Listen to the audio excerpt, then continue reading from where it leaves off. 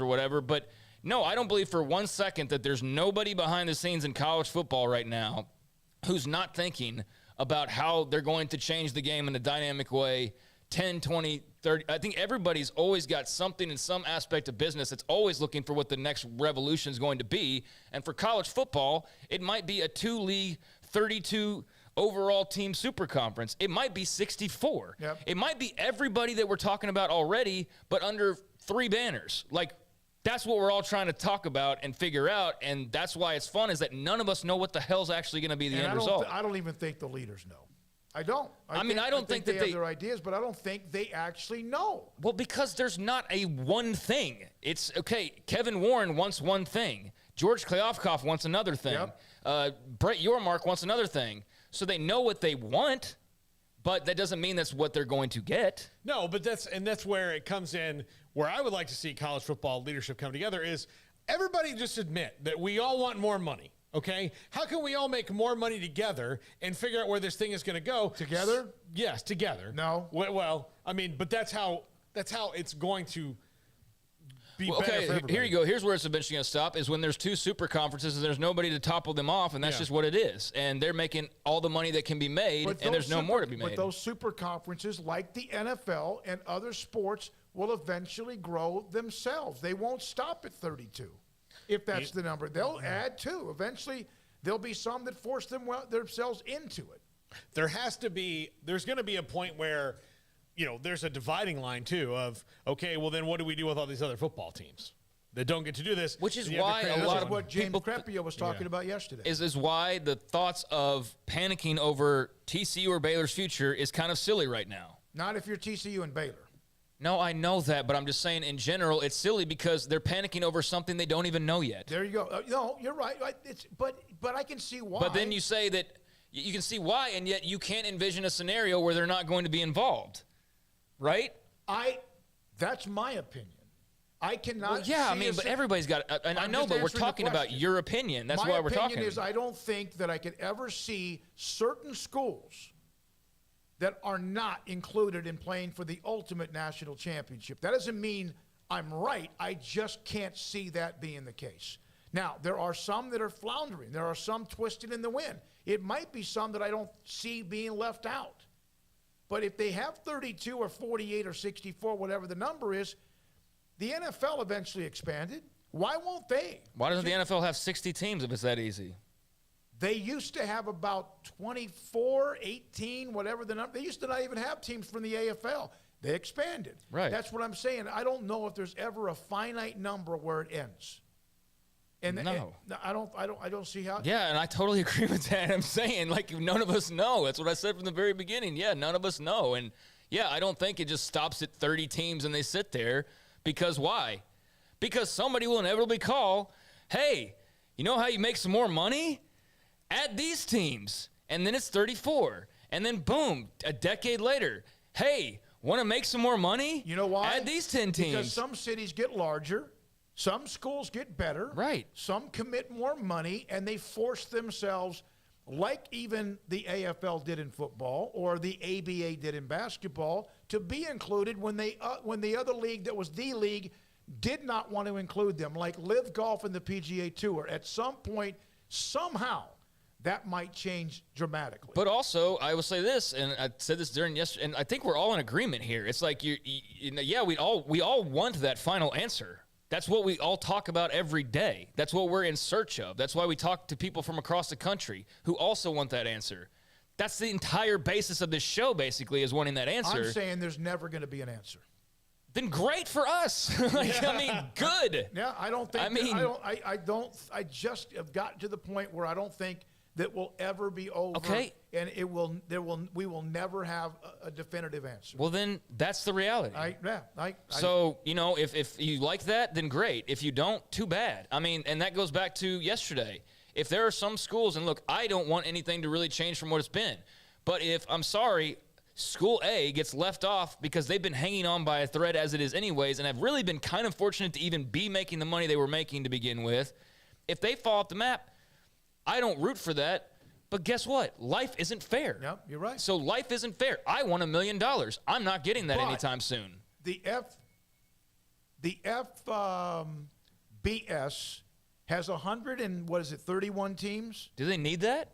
There used to be, let's say 98, 104. It keeps climbing. Do we need that? That's what James Crepea was kind of discussing. And that's kind of why the conversation goes all the way back to around. Like maybe this culling was kind of needed. If that's what it's going to turn into, is that no, Sam Houston doesn't belong in the same bracket voting the same things as Texas does. They're two entirely different animals. Or, James Madison having the same sway as Ohio State in voting. And that's why I think that the biggest thing with this entire saga that we're talking about is this is, for all intents and purposes, yes, a way to make more money. Yes, a way to give the Big Ten more power. Yes, a way to give the SEC more power. But I think ultimately this is just getting rid of the NCAA is what it's doing. And however they have to do that, whether it's starting off with a couple leagues and then eventually getting everybody on board to where all that we're talking about is exactly the way that it was pretty much, other than some moves to some conferences, but it's all pretty much the same, leveled and everything. It's just under the question mark what you call it banner rather than the NCAA banner. The argument about why does James Madison not belong, or why does X, Y, and Z not belong? The greatest league, the most profitable league in America, has crappy teams, and they're included. Yeah, but that James Madison's different than Vanderbilt. Well, wait a minute. James Madison busted their asses in a program to get a little bit better. And I'm not even trying to single them out, but here we go. Sam Houston State used to be a part of the South. No, it's part of the discussion. Sam Houston State, I'm not saying they're ever going to be at the level of Texas and Oklahoma and Alabama and Georgia, and they probably don't either. But you know what? They're damn sure trying. Well, you know what? I know a lot of people that work their ass off to get a certain way, and life's not fair. No, that's again. right. And like that's just that's the crappy kind of just blunt answer, but that's and look, it's kind of on the upward mobility is mostly a myth. Yes. It's possible, but it's not probable in a lot of things. Like Florida State in the 70s. Yeah, but that's new era. So they have to find a new way to be upwardly mobile, which is. But they did. They found a way to include. So did Sam Houston, and so did James Madison. They're moving up, but they can't just jump straight to let's play in the the playoff. But what's happened since then, though, is college football back then was a built for not-for-profit entity that was part of. It was still the old way. And then television exploded into it and started making all these moves where back in the 70s, there were only 5 television channels anyway, if you're lucky, depending on where you lived. I don't even know if there were 5. Yeah. So there was 2 games on a week. Now every single game is on all over the place, and television has thrown all this money in college football that wasn't there. So it's made the power brokers decide, well, look, we don't need to let somebody grow if we don't have to. We can take their heart, their soul, their growth. The team that would have been Florida State or Miami in the 80s and 70s, we can take that out. We can stop that from happening and just take it for ourselves and keep it all here. So the talent. The other thing that happened with FSU is there were a lot of teams that still at that time didn't recruit black players because they were hateful and stupid. And Bobby Bowden said... Those schools, yes. Yeah, those schools, yes. The schools were. And Bobby Bowden said, no, this is going to be a school of opportunity. And if you can help us win, it doesn't matter who you are. And we're going to make people, again, give some of that upward mobility, which at that time was really possible. But then when you let corporations become what you are, because make no mistake, that's what all these conferences are, and the biggest ones, the Big Ten, the SEC, are corporations, and in this country, corporations run literally everything. No, they do. And so now, because back then we didn't let them. We busted up AT&T. We busted up Ma Bell. Yeah. That's what happened. Now, that's not what's happening here. So they're going to let the big dogs grow be as big as they want to be. And everybody else just has to stop. Until, like Dodd mentioned, the antitrust may creep in. And I don't know enough about, Paul, you might have to look into that because you're our big brain on that side of things. But, yeah, how does that work politically? If there is really an antitrust threshold or thing that could come across as a problem for the SEC or the Big Ten, I don't know enough about how that works. But, yeah, I mean, it is a weird landscape. It's got a lot of people on high alert and not really knowing what's coming next. But again, I circle back to, as frustrating as that is, or as stressful as that may be, as unfair as that may be for some schools. And look, we cover a school that's right there in the dead center of, like, who knows what the hell happens next. Yep. They could be the best team in a Division II. They'd probably be a dynasty in Division II, Baylor, with what they've got equipped with. Or they could be a really competitive, on occasion win the Sugar Bowl type team in that level 1. Because if you were to give them $100 million like you're giving everybody else, yeah, I feel confident they're going to hang with everybody else if they're on a somewhat even playing field, just like they are pretty much right now. But, yeah, I mean, that's the question is, who's in, who's out? That's why everybody's speculating on Twitter. So everybody's speculating on this show. But also, when we can bring in facts, and it's just up to everybody to kind of read the factual chunks that are out there on occasion and then kind of piece that together. And all of us are trying to, like, basically be Sherlock Holmes and play detective and be the first to figure out what clue leads us to this ultimate answer. But, you know, to your point, I don't think that all the people in charge know exactly what's to come, because they all have different ideas of what they want to come eventually as the end game. And that's not going to be the same across the board. It's clearly, we see the commissioners clashing over just this level of where everybody belongs, much less a level that would be far more exclusive potentially and way more lucrative as well. So it's complicated. How much will possibly lawsuits,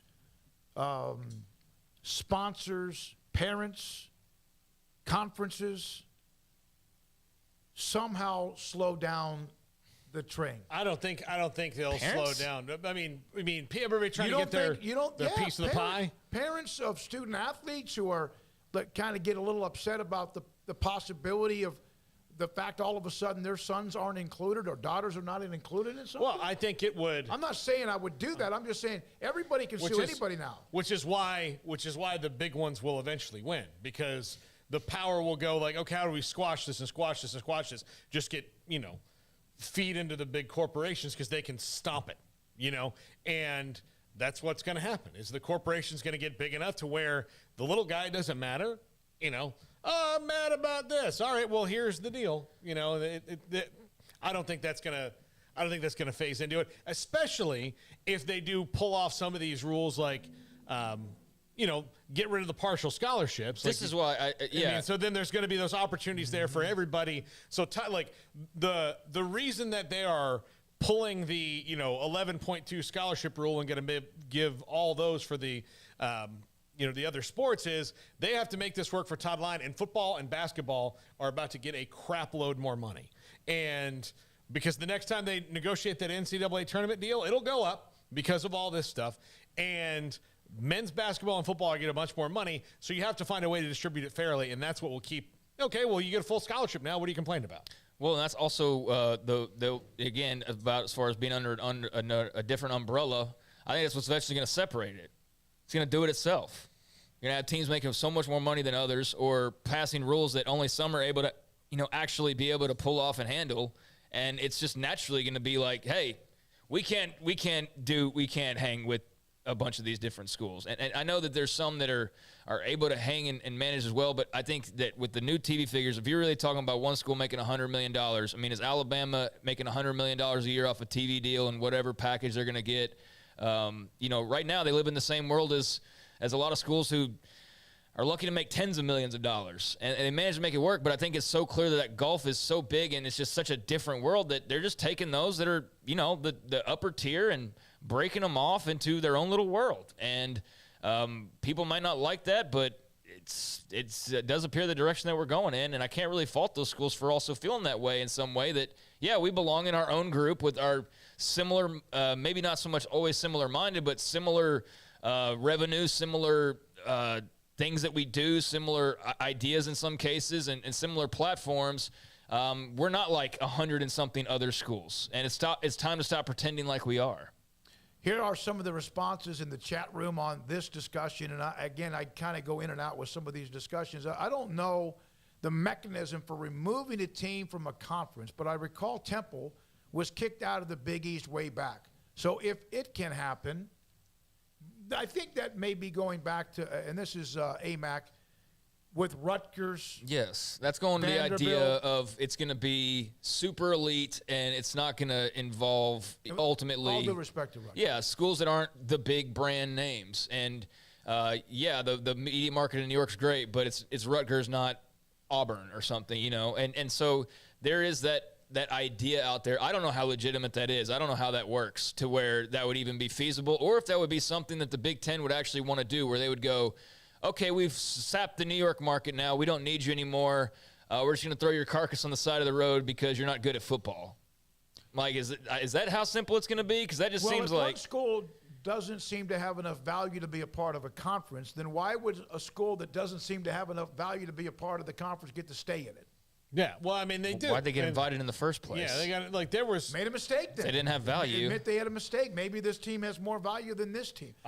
You wonder if that may start happening. But there's value beyond sports too, in that the Big Ten is all about their big research collective as well, which is billions of dollars in their libraries and all that stuff as well. I know that that's not necessarily driving this train, but that also keeps them able to do this and keep the bookworms, and I'm not saying that derogatorily, but the people that the presidents and all these things who have to answer to academic councils and state governments and all that stuff to say, why are you doing this at the expense of student athletes and blah, blah, blah, blah, blah. They'll say, yeah, but if we partner with this school, their endowment is this big, and then we are partners of this research money, and that's more money for you. And everybody's like, yay, conference realignment. From Dennis, 45%